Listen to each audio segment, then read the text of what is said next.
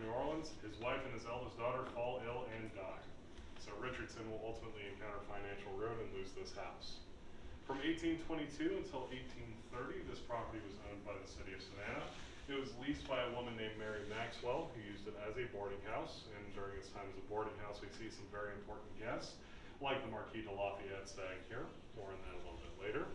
The main lifespan of this house will stretch from 1830 all the way till 1951, 121 years.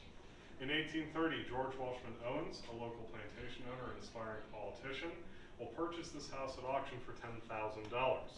That $10,000 adjusted for inflation today is only about $305,000, so Owens gets this property at an absolute steal. Owens and his family will continue to own this estate through 3 generations, as Owens will pass it to his eldest daughter, who marries into the Thomas family. It's Owens Thomas house, and they'll pass it to their eldest daughter, who dies widowed and childless. Margaret Gray Thomas, the granddaughter of the Owens family, she passes this property to Telfair Museums under the condition that we continue to preserve the estate. Ever since then, we've continued to take care of this property, and as we make our way through today, what you'll be seeing is these efforts. So many of the areas you're going to be seeing will either be restoration or preservation projects, with the restorations appearing how they would have in the 1830s through original furnishings of the house and period accurate pieces from the era. The preservations appear how they do after 206 years of maintenance and upkeep. The one big exception to this is this room right here. The carriage house was originally a 2-horse stable, room for the family carriage, and a hay loft up above. When this was turned into a set of townhouses in 1910, they altered the floor plan to a state that we just couldn't get it back to what it originally was. So today, instead, this serves as the orientation gallery, where we have not only the timeline on display, but also the wall of names. This wall of names displays the names of over 400 enslaved people owned by the Owens family during their time of occupancy.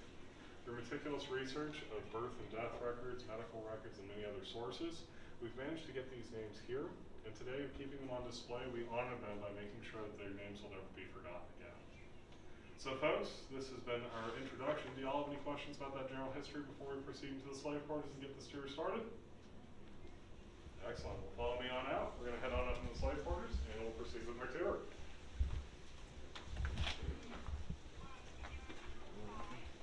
We're going to head on up this ramp right here. How long is this tour? Oh my God. Oh.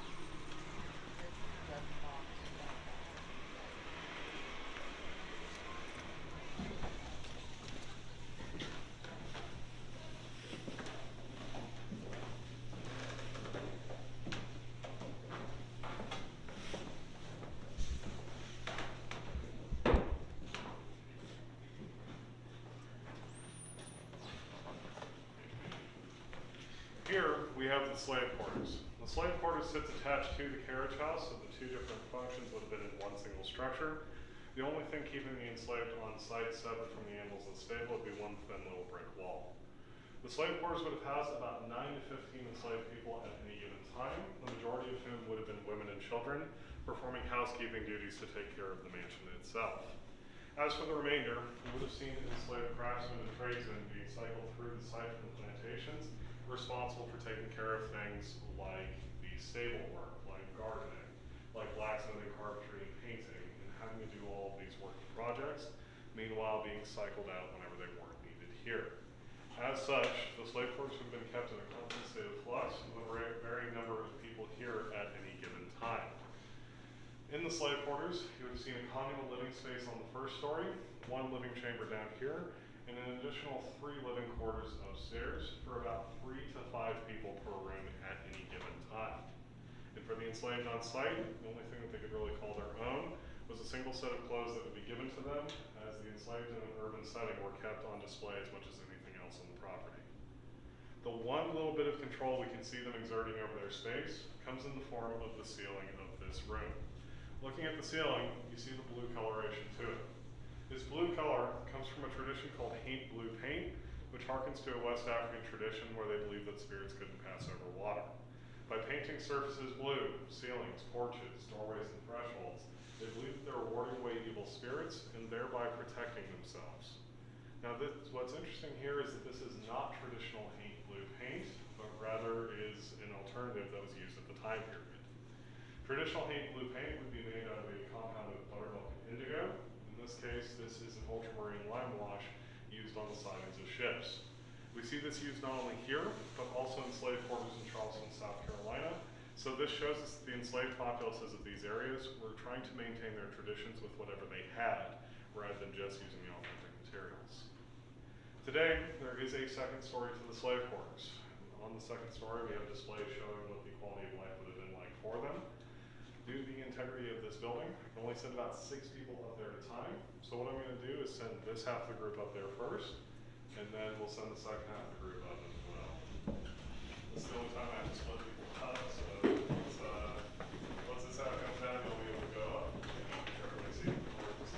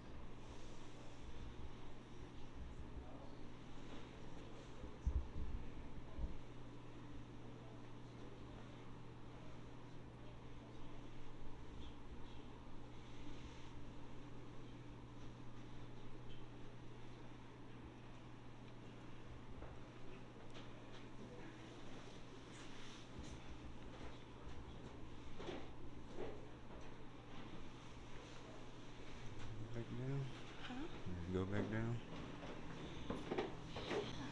Mm-hmm.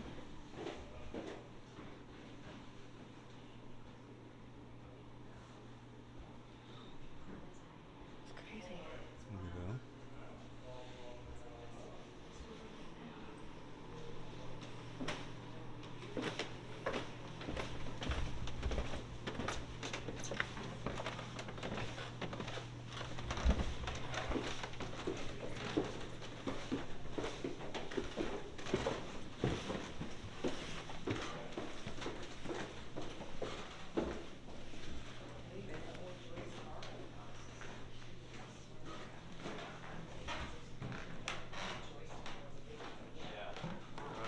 For those of y'all who headed upstairs first, do you have any questions so far?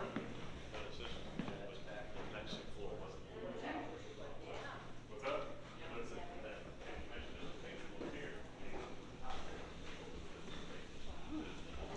This was the only space that they were really allowed to. The floor above it would have actually traditionally had a feed loft up there, which you can see on the cross section.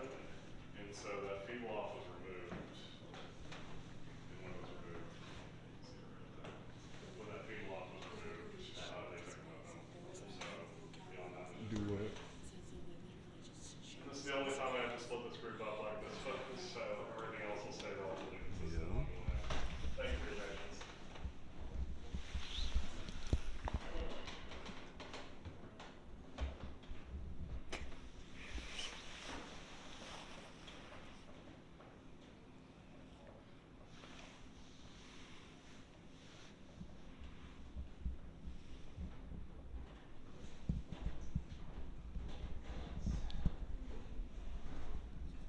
Before we proceed, folks. All right, follow me out to the garden before we'll talk about the midsection of the property.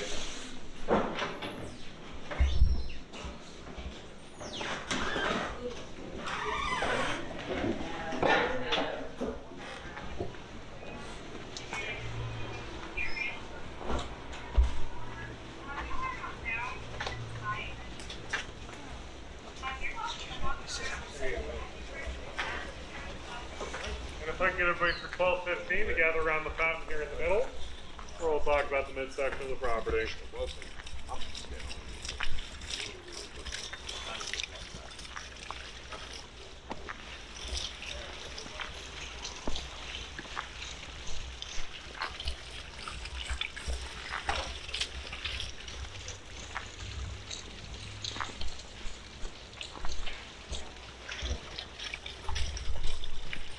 This garden midsection is a restoration in and of itself. Traditionally, the garden here would not have looked anything like this, but rather was described as having oyster shells paths lining a workspace in the middle of it. There would have been planters growing vegetables to help feed the tables. There also would have been drying lines taking care of laundry, and small domestic livestock like chickens, goats, and we know at one point there was a cow on property as well. As it got out, blocked traffic, and Richard Richardson got fined for it. The other big feature of the garden here was there was a set of privies in the northeastern corner for the enslaved to make use of. A landmark feature of the house itself is that this was the first house in the United States to have fully indoor plumbing about 13 years prior to the White House. With this being the first house in the United States to have indoor plumbing, that predates trained plumbers in the country, so the responsibility of the enslaved laborers on site to maintain the plumbing system, all the while not being allowed to use it either. Now the garden, as you see it on display here today, is an English-style parterre garden in line with the architecture of the house itself.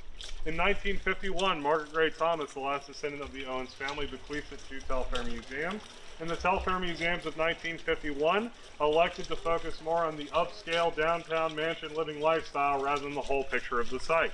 So when they did so, rather than maintaining the garden as a workspace, they hired the landscape architect Claremont Lee to design this garden as you see here today. The garden does accent the style of architecture, however. This house was designed by the architect William Jay in the styles of English Regency and Neoclassical. Jay was a relatively young architect at the time from Bath, England. He had his finger on the pulse of what was very trendy and new at the time, so rather than designing the house in the Federalist and colonial styles that you would have seen its neighbors surrounding it, he chose to design something new. The English Regency and Neoclassical inspirations mean that there are three big themes you're going to see throughout the house itself. The first theme is that there is a heavy focus on symmetry. If you look to the porch right now, you'll observe that there's a window on the left side and a blind over there on the right. They go out of their way to put faux doors and windows in the design, so that way they can have the symmetry in the floor plan wherever possible. Second is a big focus on Greco-Roman influence in the architecture and design. Anywhere that we can fit a column or pillar, there's going to be a column or pillar. You're also going to see a lot of Greek design work in the house itself. Third is a big focus on stains and faux finishes in the carpentry. Looking at the doors here, you're looking at Georgia pine that has been hand-painted and stained to appear as a mahogany finish. When I say faux finish, people tend to think that is the cheaper alternative. In the 19th century, that was not the case. What you were saving in material costs, you were gaining in having to pay an artist to paint a mural of woodwork throughout your house. So, you're going to see faux mahogany, faux oak, even faux marble throughout the carpentry of the house. And all of these are things that you'll be able to observe as we make our way on through. Do we have any questions about the garden or the exterior before we proceed, folks? Excellent. Well, follow me on up in. We're going to head on into the mansion at this time.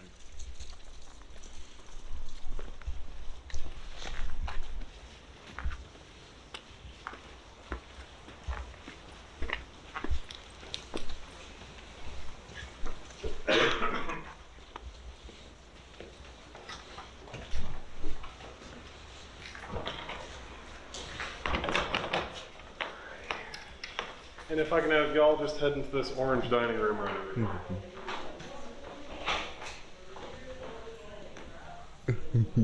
Pretty nice.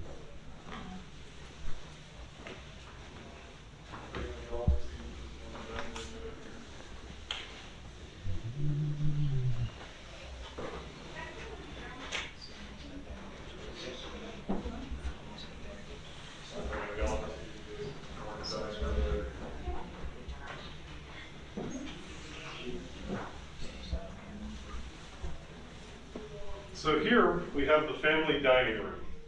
We're still at the rear of the house itself, so these areas are going to be considered more private, more intimate for the family themselves. As we make our way towards the front of the property, that's where you're going to see the areas get more formal, more ornate, because they're more on display than this half of the house would be. The family dining room plays a role more like how a modern day living room or den would, where this was a space for the family to have meals if they weren't entertaining, so they'd be able to eat together. This would also be a space for the children to play games, learn instruments, and most important of all, a lot of their education would have occurred in here as well. For the Owens family, they had 6 children, 3 boys and 3 girls. Well, all 6 of them likely would have been educated right here at this table. Their mother would have taught them early on, followed by a governess and a tutor, then they'd proceed to formal education. For the Owens family children, the 3 boys we know did go to college, and the girls all continued their education at day schools here in Chatham County. This stands in a pretty stark contrast to the opportunities that were offered for the enslaved here on site. In the 19th century, it was illegal to teach a person of color to read or write between slave codes and literacy laws. In the state of Georgia, if you were white and caught teaching a person of color to read or write, you would be levied a fine of around $2,500 today. If you were colored and caught doing the same thing, not only would the fine be even higher, but you would also be subject to publicly being lashed to be made an example of as well. So this makes the stories of the underground schools that taught the enslaved to read, write, and communicate that much more impressive because they were doing so at a great known risk to themselves. And where formal educational opportunities were rare, if any, for the people of color at the time period, vocational opportunities were very strong. Many of the enslaved had opportunities to participate in apprenticeships, either with their elders or white tradesmen as well, picking up very highly specialized skills like carpentry, blacksmithing, plumbing, masonry, silversmithing, goldsmithing, gardening, the list goes on and on and on. Without these highly specialized skills, properties like these would not come together, and they certainly wouldn't be maintained afterwards either if they didn't have the tradesmen capable of doing so. Now, talking about the roles and jobs here on site, there are 3 that we really need to mention as well. These 3 being the enslaved butler, the enslaved cook, and the enslaved nanny who were responsible for taking care of the family and the children. These 3 get mentioned especially because, first and foremost, we know their names, but also because of the fact that they would not have been able to leave the mansion itself. The enslaved butler, who was likely named Peter based on the letters that we have, would have been tending to the family's needs directly. He would have been here caring for the guests, and he would have been placed a little bit higher in the hierarchy, responsible for ensuring that the other enslaved workers on site were performing their tasks very effectively. For all of this, he was given a position in the butler's pantry over here that you can peer into in just a moment, where he could actually stay within the household itself rather than being in enslaved quarters. The enslaved nanny would have been responsible for caring for the children 24/7, kept apart from her own children very likely, and the enslaved cook was responsible for feeding the household. We'll talk about her more when we get down to the kitchen later. So do y'all have any questions from this space before we proceed, folks?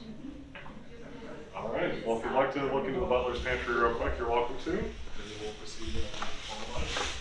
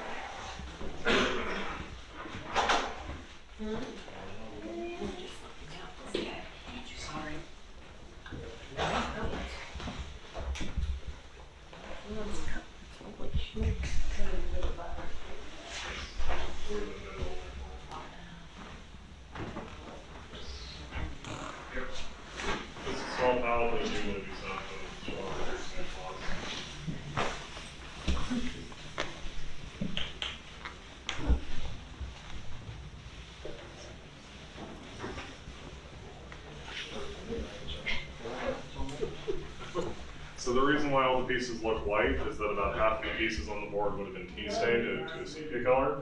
It's faded with time. There's an original Jessup though. All right, folks, as we are about to proceed into the formal dining room, the one other thing I want to point out from this space is take a look at this knob right here on the door frame. That door knob is part of a bell pull assembly. The bell pull will allow the enslaved butler to communicate with the other members of the house staff very effectively and very discreetly. Rather than having to go down to the basement to communicate with them directly, by turning the knob here, it would tug on a pulley that you can see in the alcove behind it, chiming bells in the basement indicating if there's work to be done upstairs, or that if it was around mealtime, that meals were to be plated and brought up. The house does not have a dumbwaiter system in it, so meals had to be brought up manually from the kitchen in the basement below. So go ahead and observe that as we make our way on through, but let's head into the formal dining room.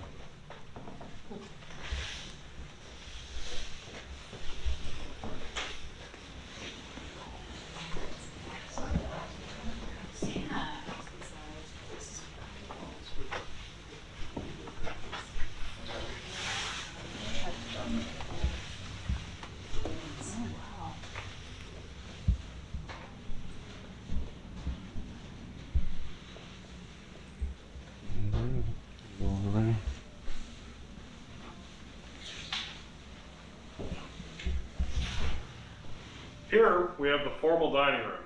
The formal dining room is coming towards the front of the house. As such, we're getting into entertaining space, to spaces that are going to be more ornate, more formal, because these are the areas that guests of the house could see. The Owens family were consummate entertainers, entertaining about 3 to 4 times a week, with groups of upwards of 20 guests at a time during the social season. With that, you're going to see a lot of accessions being made, both in the furnishings, but also in the design work of the room, for the comfort and convenience of the guests. Starting with the furnishings, we're looking at pieces like this extendable table right here in the middle. The table could actually be extended by a ratchet where the ribs could expand or contract, and leaves were kept on decorative shelves to be placed over the table to adjust it to however many guests you had. Additionally, we note there were wall-to-wall carpets in these rooms. The letters describe it as being very difficult and obnoxious to keep cleaned and well-maintained. So, to help protect the carpets, crumb cloths would be cut to length, and they serve kind of like a tablecloth for your floor. From an architectural viewpoint, William J. designs this room to be very easy to navigate around for the enslaved waitstaff and the guests of the room. The curvature on this corner of the room makes it easy to navigate the perimeter of it without getting caught in the corner. So those doors actually are bent, but it's not just a trick of the light. There's also some design features in this room that are worth mentioning. Things like the side light right here with the stained glass, described as bathing the sideboard in a heavenly glow. You're seeing a Greek key pattern laid over the stained glass, so we're continuing with our Greco-Roman theme. The last big thing that I want to point out for this room is the reliefs that you see around the ceiling up here. Each one of those is an individual plaster mold of a Greek honeysuckle plant. Now we point this out not only because they look lovely, but also because imagine how difficult those would be to clean and maintain. You can imagine the enslaved maidstaff having to go up on ladders with delicate feather dusters and tend to each one of those pieces individually, meticulously, and delicately, all the while knowing that the person who enslaved them could be looking over their shoulder while they were working. It's very difficult to adequately compare and contrast agrarian and domestic slavery. And the reason for that is that in both cases, they were working for long hours of the day, 15 to 16-hour work days, and they were performing highly stressful jobs. It was just different types of stress being applied to the tasks. In either case, it would not have been something that anyone should have to be put through. Do y'all have any questions before we proceed, folks? I do. Yes. You mentioned faux marble. Is Yes, this actual marble or is this an example of a faux marble? So interestingly, we have both in this room. The sideboard, that's me.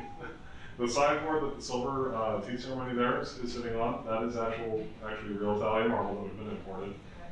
Where the woodwork that you see along the base, that's all faux marble. When we get into the next room, in the drawing room, the fireplace is real marble as well. Baseboards are still faux marble. So lots of examples of both being used throughout the house. We're going to proceed to the drawing room at this time, folks. If you want to head on across the hallway here and meet me over in there.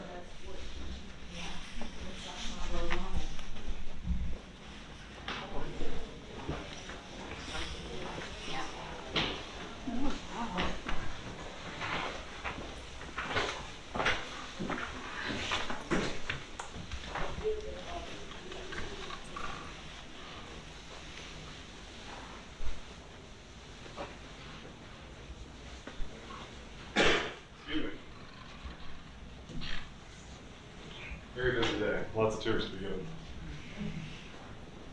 So here we have the drawing room.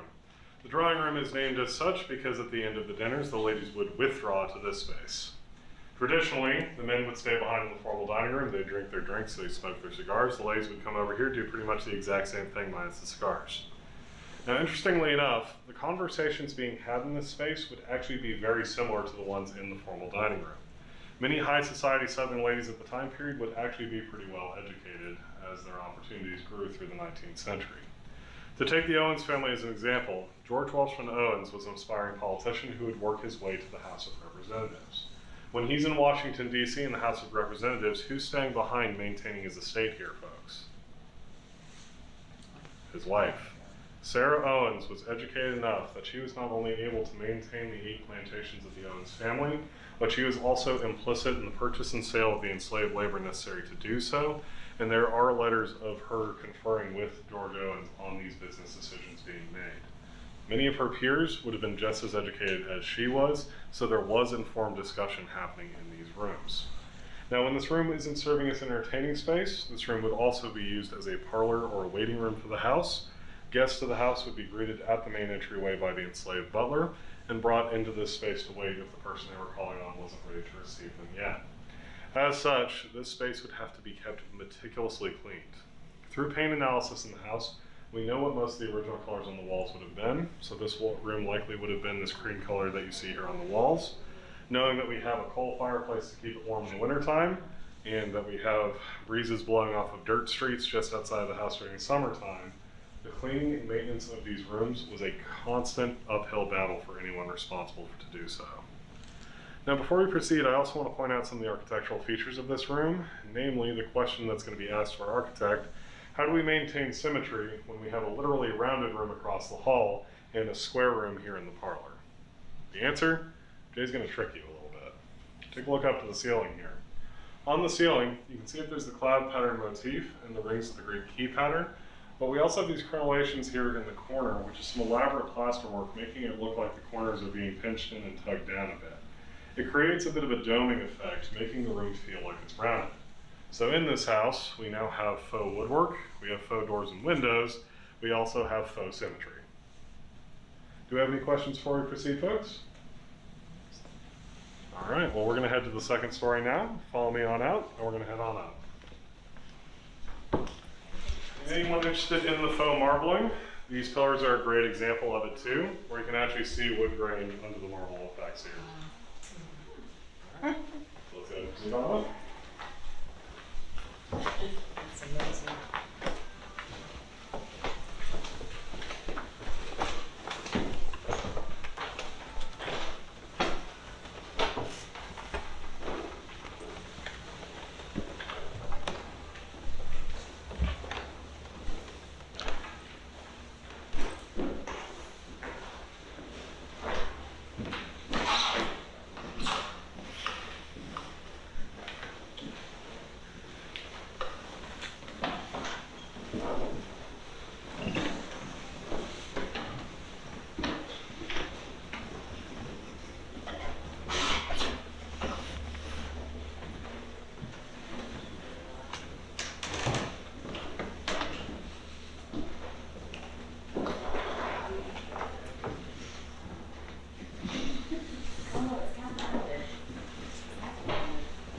So here on the second story, we immediately have another William J. features I want to address. This one being the bridge right here in the middle.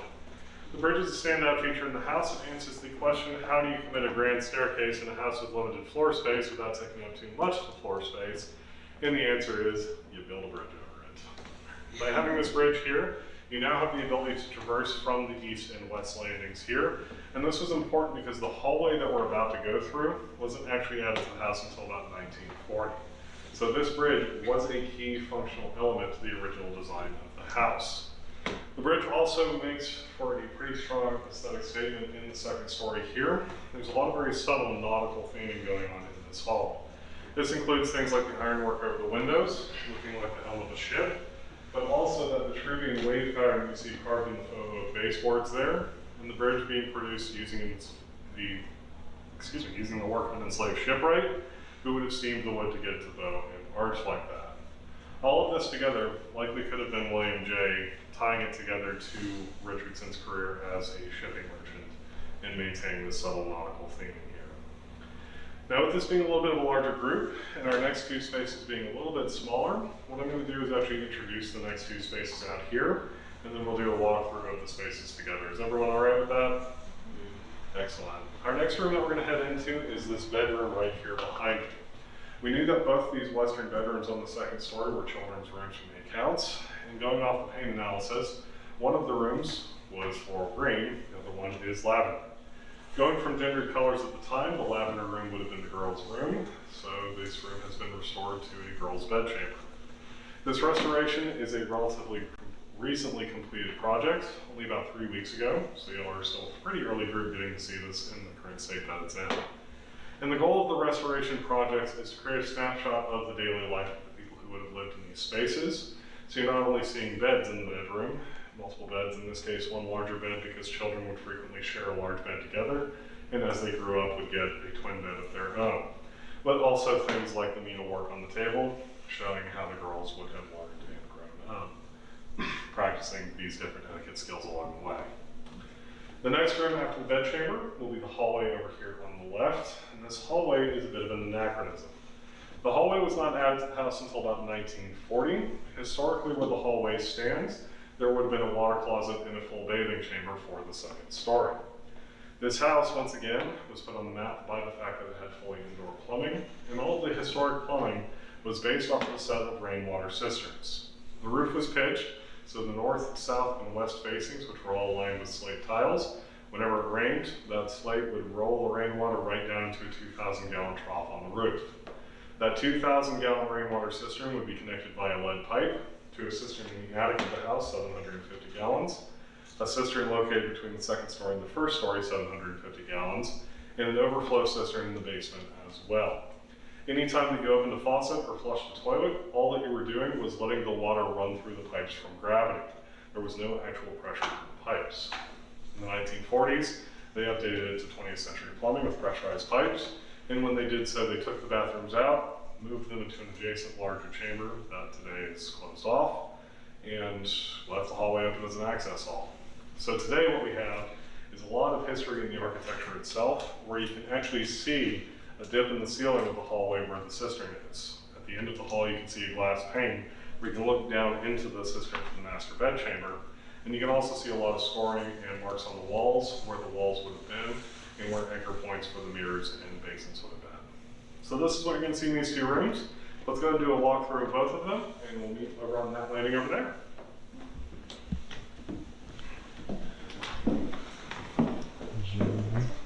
Yeah.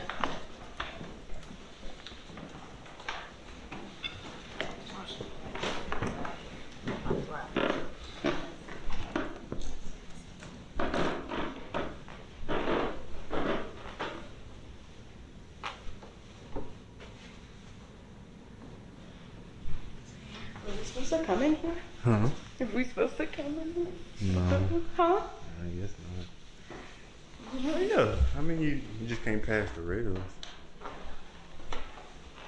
What is this for? Mm-hmm. Wow.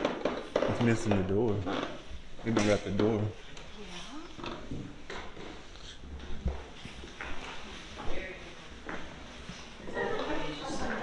They both missing the Oh, wow. They both missing the door.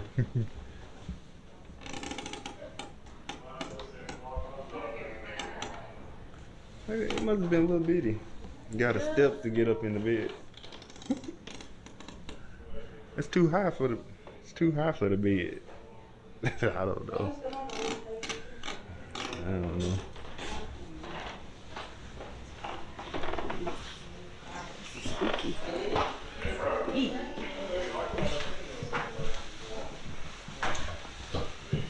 Ooh, look at that glass.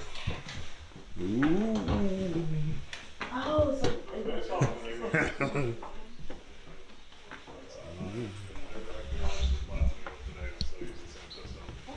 For stuff like showers, especially, where you don't necessarily need a lot of water pressure, it saves you on actually having to pay to get all that being pumped through, so it does cut costs a little bit. It's very efficient. The rainwater is the catch, because that's kind of feast or famine. All right, well, do we have any questions about those spaces before we proceed, folks?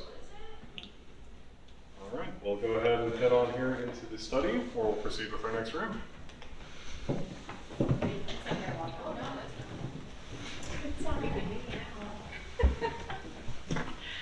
Just wait till next time we start in Amy's bedroom. His chair is on glass. Do y'all have any questions so far, ladies?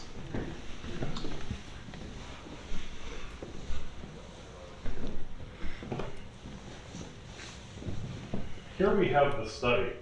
The study is going to serve as the private office space and library for George Owens, and considering positioning within the house, placing it in the northeastern corner of the second story here means that guests coming to visit George Owens here are having to come in through the main entryway, up the grand staircase, across the bridge. They're being forced to interact with a number of those very showy features here in the house.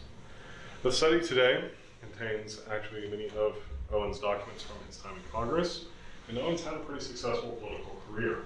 He served as the alderman in Savannah for 11 years, served as the mayor of Savannah for a term, and would eventually graduate his way all the way to the House of Representatives. During his term in the House of Representatives, he only passes one major act, but it is a significant act in U.S. history. This act was called the Gag Rule. The Gag Rule forbade any talks of the abolition of slavery in Congress during the lifespan of the bill. George Owens, being a planter himself, had a pretty vested interest in getting this bill passed, as many of his constituents would have been interested in maintaining the institution of slavery. Well, not only does he get this bill passed successfully, he gets it passed so successfully that sitting President James K. Polk would actually come to Savannah and dine in that formal dining room to celebrate the passage of the bill.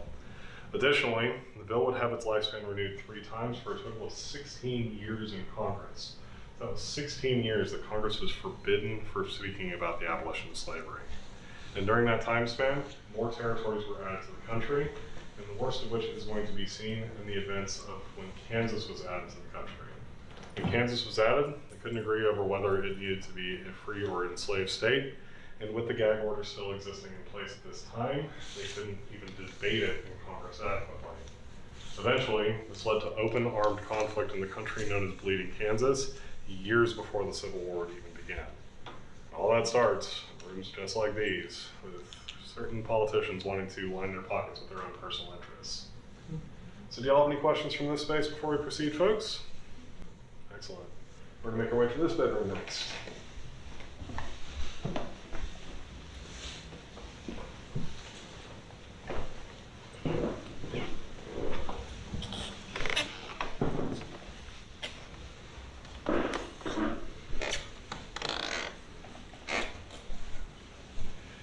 Now there isn't quite as much to talk about in this bedchamber here as the other one. This one was the boys' bedchamber historically. But what you're seeing here today is kind of the opposite side of the coin to the girls' bedchamber. The girls' bedchamber represents a restoration project completed. This is the start of a restoration project. So the first steps in restoration is to pare down the furnishings and the pieces in the room until we've established just what original pieces we have. From there, a collection is built up around it of well-curated pieces. And we try to fit as much from the actual period itself, but also as much locally sourced pieces as we can, trying to represent what would have actually been here. In this case, you can see the original pieces consist of the bed, the wardrobe, and the set of drawers behind it, and nothing more. Each room has a different amount of original pieces through it, with some areas like the master bedroom being relatively intact collections, others like this room only having a handful of pieces. The other thing I want to address is this black room right over here, just because I always get asked about it. This room is what is known as a trunk room. Trunk rooms are effectively walk-in closets, but in the 19th century there were luxury taxes levied on mansions like these for excessive windows and closets in the houses, so this is a loophole. It's not a closet, it's a trunk room. Put my trunks in there with all my clothes. This was commonplace, this was the mindset that many folks had at this time period. Do y'all have any questions before we proceed downstairs to the master bedroom, folks? What's that? That actually would be a closet function. So that is used for using storage, so we do keep some of our pieces back. Yep. Where did the nannies? So the question was about the enslaved nanny, and if you observe under the bed, there is a bedroll there. They sleep She would up sleep here with the kids. on the floor adjacent to the children. Good question. All right, folks, I'm going to proceed back downstairs at this time. Headed to the master bedroom on the first floor. So follow me down.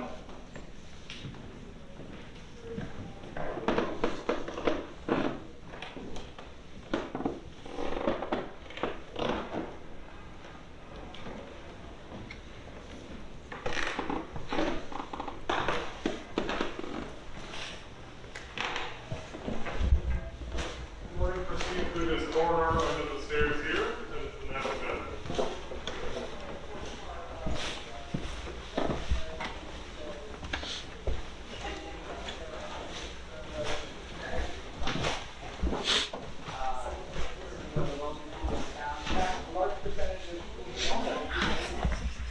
Huh?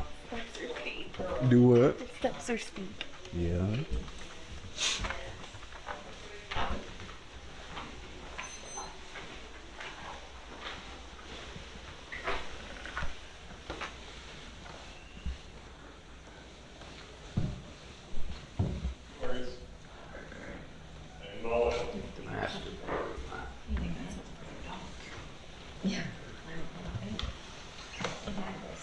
So here we have the primary bedchamber for the house, or the master bedroom, you could consider it as well. The first question we tend to get asked is, why is it on the first story? Well, there's two big reasons for that. The first is locating it on the first story makes it a little bit more comfortable. This is a mansion in the coastal southeast. It gets very warm in the summertime.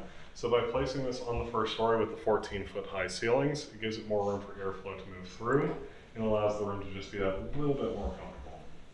The second is that the cistern that you saw up there in the hallway under the glass pane, that 750-gallon cistern was dedicated just to the master suite here. There would have been a water closet and a bathing chamber attached to this room, both of which were also updated in the 1940s, and we don't show them today for that reason. But, excuse me, but the 750-gallon reservoir meant that the people residing in the master bedroom always would have had water for their bathing needs without having to worry about sharing with anyone else or running out. That's the two big reasons why it's located here on the first story. Now, the master bedroom is where the most prominent figures in this house's history would have laid their heads. This includes the Richardsons during their time period, 3 generations of the Owens, as we can see in the portraits, photographs, and this young lady here on the nightstand, who is Margaret Gray, the woman who turned over to Telfair Museums. But also some important figures here when this wasn't owned by anyone, but rather leased. The gentleman over there in the corner is the Marquita Lafayette. Lafayette was, of course, the French Revolutionary War general. His assistance was instrumental for our victory at Yorktown, and he was something of a celebrity in early American history, despite being a very progressive figure for his time. Lafayette would assist in his own country's revolution. He would co-author and pen the Declaration of the Rights of Man, and he would be quoted at one point as saying, "I never would have raised my sword in the cause of America had I known thereby I was founding a land of slavery." Well, Lafayette is one of the last surviving Revolutionary War generals in 1825. He comes out of his retirement back to America, and he visits many of the battlefields that he fought at as a young man. In addition to that, he goes out of his way to come here to Savannah. He never fought here in Savannah, but the reason that he comes here is that in 1825, there was a statue being dedicated to a friend and colleague of his named Nathaniel Greene posthumously. Lafayette goes out of his way to come to this dedication so that way he can speak at the dedication for his friend. While he's here at Savannah, he stays right here in this room. He'll give several speeches in the city, one of which was actually from the balcony attached to this room right here. And this caused a lot of concern for the people of Savannah. The important town was still operating very much so off of enslaved labor. So the mayor of the city would actually take out a full page ad in the newspaper declaring that enslavers would keep their enslaved indoors and that people of color were to stay off the streets wherever possible. He framed it as wanting to not offend Lafayette's sensibilities, but there was likely an ulterior motive in not allowing the people of color of the city to hear one of the world's most well-known abolitionists speak at the time. So do you all have any questions from this space before we proceed, folks? Excellent. Well, we've got one last area to hit, so follow me on out. We're going to head down to the basement, which was the workspace. So follow me on outside. And if I can get whoever's last to please close the door behind you.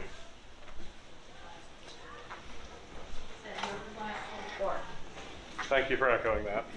The slave quarters as well, preparing food for easily over 20 people a day, multiple times through the day. It's very likely that Diana would have been sleeping right here in the basement on a bedroll over the balanced out floors. There's also a scullery, which is a washroom. The scullery cleaned dishes and laundry alike, and so the enslaved washwoman of the scullery would be using soaps made of lye and boiling water to tint the different materials. The 5,000-gallon overflow cistern, behind it is an ice chamber, which was the sub-basement of the house where 50-pound blocks of ice imported from the Great Lakes could be hauled down using manual labor, and then climbed down into the chip ice off from it to chill the drinks of the very affluent families above. There's a bathing chamber in the rear corner where the children and guests on the property could bathe, but the enslaved would be forced to bathe before the fireplace in their quarters. And finally, 2 storerooms down here as well.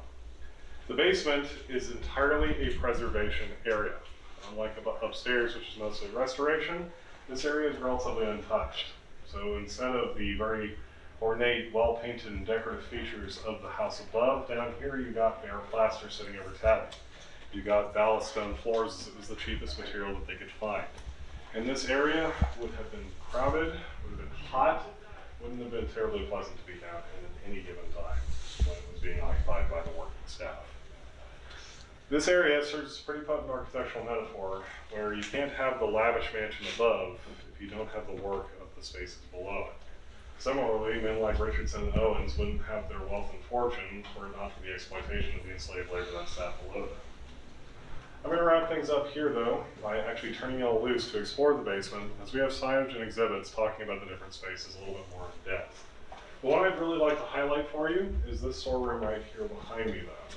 The storeroom contains a number of the letters and diary entries of George Owens, and I highlight it because it's one thing for me to spend an hour telling y'all how they would have felt. It's another thing entirely for you to be able to read for yourselves the letters that were lovingly penned by George Owens to his dear Sally, his wife Sarah, and to see how just very kind of casually and callously he talks about these institutions, how trivial the institution of slavery was to him at the time period. It really lends itself to the perspective of everything we talk about the social history of this site.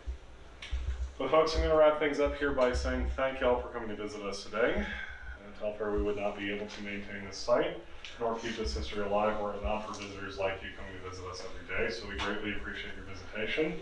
If you have any questions, I'm going to stick around for a few moments, happy to answer them for you. And of course, I hope you've enjoyed your tour, and that you have a great rest of your day, folks. Thank y'all for coming to visit. Thank you. Thank you. You wanna go first?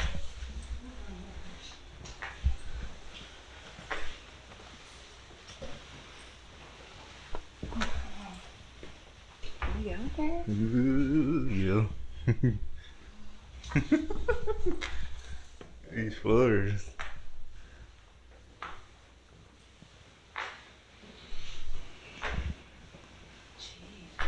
This space originally served as bathing chamber and was likely used by the owner's children and guests while a couple who owned the home bathed in the master suite upstairs.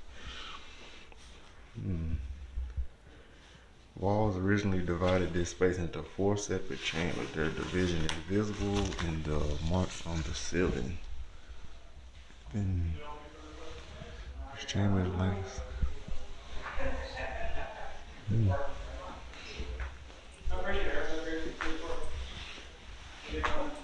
I think you're supposed to take your tour guide. Uh-huh. I think you're supposed to take your tour guide. I don't know. Thank you, Laura.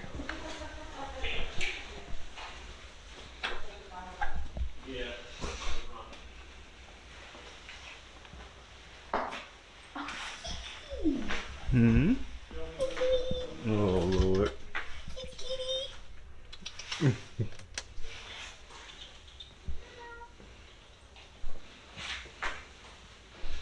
He's great. Yeah.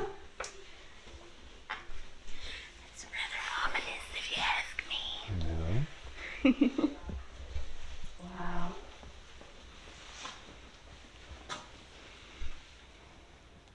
Do y'all have any further questions, folks? No, sir. Thanks. Well, folks, thank y'all for your visitation. I'm going to be departing to head back up to the gate. Have a great rest of your day, folks. All right, thank you. You too.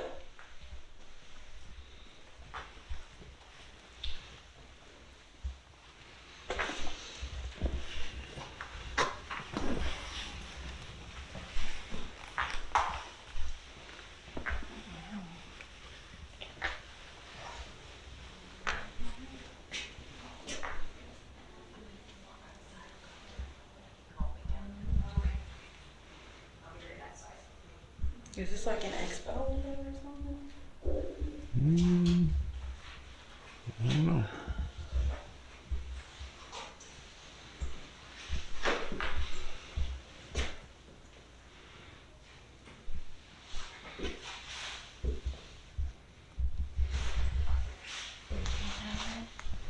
Oh, sorry, babe.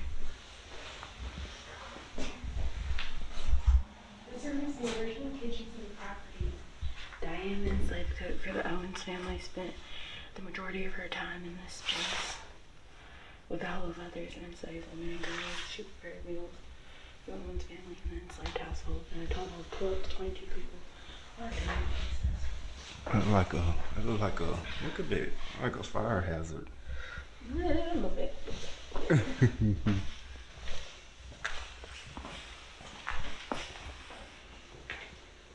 We just didn't go in this room. I was thinking a little bit earlier. Yeah. Nice job. Yeah. You're good. I'm sorry. Where are you from? Where are you from? The Washington? Yeah.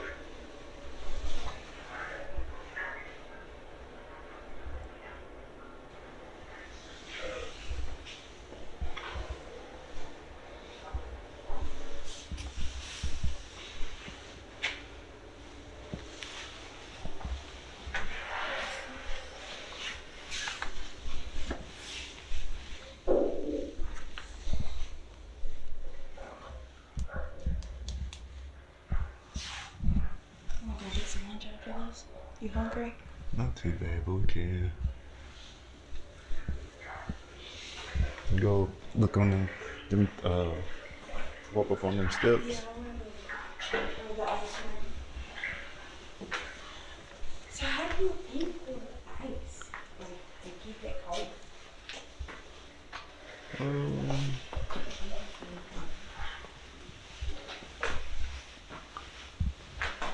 I mean, I'm sure it was like giant blocks of ice. It wasn't just like Yeah, a you pound got of- it delivered to You you. know, like a pound of ice, like we get. Well, it's easier to see it in like the 1920s, like they got stuff delivered to them. But I don't know back then. Wow. How would you get ice? It's crazy. Yeah. Unless it came from somewhere where it was already real cold. What's that star over there? Hmm. Look at that star over there. Might threw it under there.